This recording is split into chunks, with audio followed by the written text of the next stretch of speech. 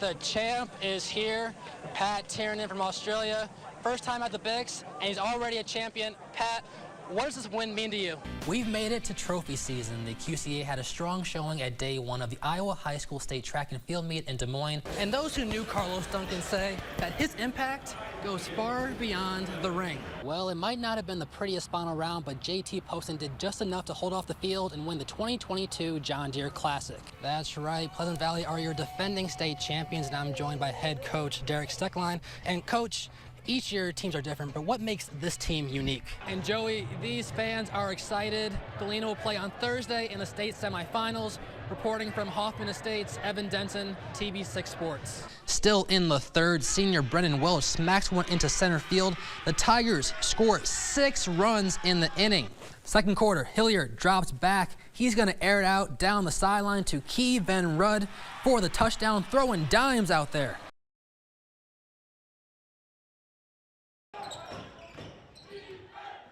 Bellevue senior Cole Heim is a candidate for the Student of the Year for the Leukemia and Lymphoma Society and created a fundraiser that includes his passion for basketball. It's awesome to see how many people are coming together during this game. We had shirt sales and it was the biggest order ever at the store. The idea? A whiteout. Both teams and fans purchasing shirts that say it's not red or blue. We're all a part of the crew. The proceeds going to the Leukemia and Lymphoma Society. It makes our school feel proud. I think it makes our whole community feel proud that we're coming together for a much bigger event than a basketball game. We're coming together for the fight against cancer.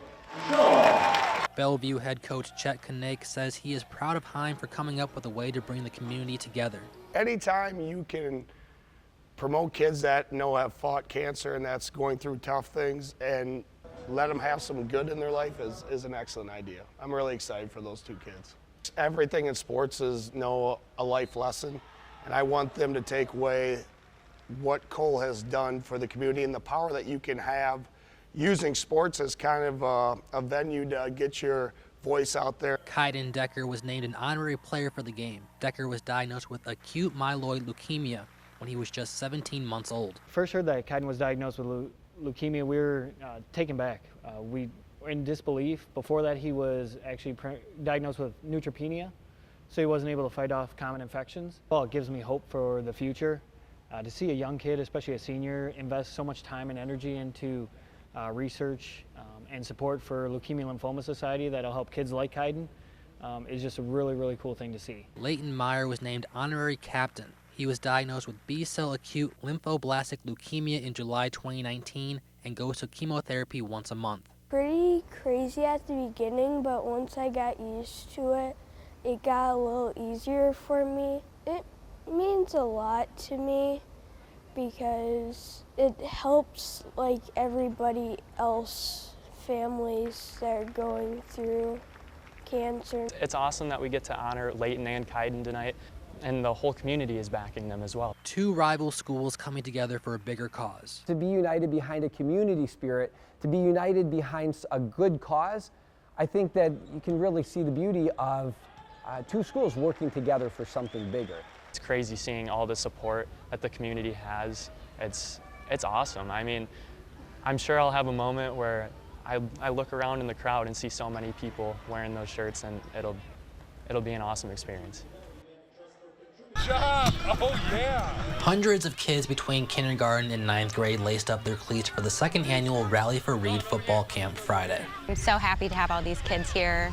You know, they love football, and we're out here celebrating Reed, and it's so great to have Reed's little brother playing with all these kids too out here. It just warms my heart. Megan Gleason's son Reed was diagnosed with medulloblastoma, a type of brain tumor. Reed passed away at the age of 5. We live without him every day, but this is something that we can do to just keep his memory alive, and we get to keep saying his name through this foundation, and it's just really special to us that we get to continue his story. Former Iowa Hawkeye football player Jake Gervais served as the camp's head coach. He first met Reed back in October 2017 and said Reed continues to have an impact on his life. Just seeing a young kid go through something that he was going through, but always have a smile on his face, it gives you a lot of perspective. You know, there's times, whether it was school, football, I'd start to feel bad about a hard practice or a big test coming up, and then you meet a kid like Reed and see what he's really going through. campers did a variety of position drills, including catching passes and showing off their speed and agility, all while being coached by some of their favorite former Iowa Hawkeye football players. It's just incredible that they are able to do this, and all these guys came in for this cause. It just really speaks to that Iowa football program and the type of kids that they have there. These guys just all have great hearts, and they're here with smiles on their faces, just ready to help and volunteer and do whatever. So we are just so appreciative to them. In total, the camp raised just under $70,000 for the Rally for Reed Foundation, which helps families and children impacted by childhood cancer by providing care packages, sending families on overnight vacations to help make memories, and funding pediatric brain tumor research. I hope the kids, have a great day hanging out with, former Iowa football players, current NFL guys, learning the game of football. I hope the parents learn a little bit more about pediatric cancer and know that they're raising money for an awesome cause, an awesome foundation, and just spread awareness, keep Reed's memory alive, and hopefully this is something we can do for years to come.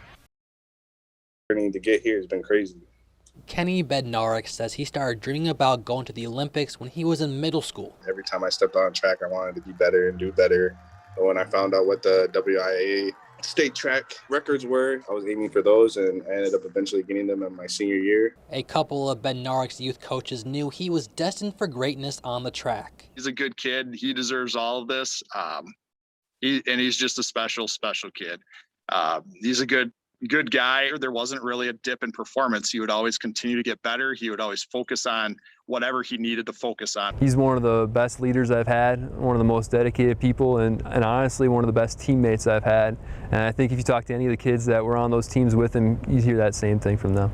Bednarik, the kid from small city Rice Lake, now onto track's biggest stage, the Olympics. It's awesome to be able to call myself an Olympian. I'm honored.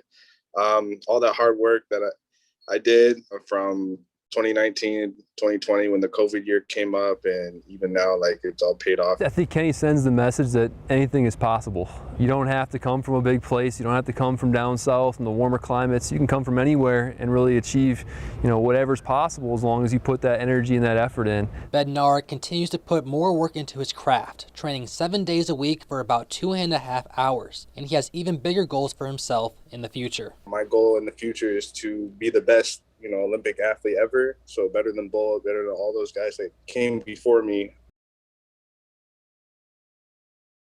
The champs are back in town. The Midwest Sluggers 12U team roster consists of girls from around the Quad Cities, and they recently went down to Myrtle Beach and won the national championship. The Midwest Sluggers were seeded 9th going into the bracket play portion of the tournament. They won their first 3 games of bracket play by a combined score of 11-5.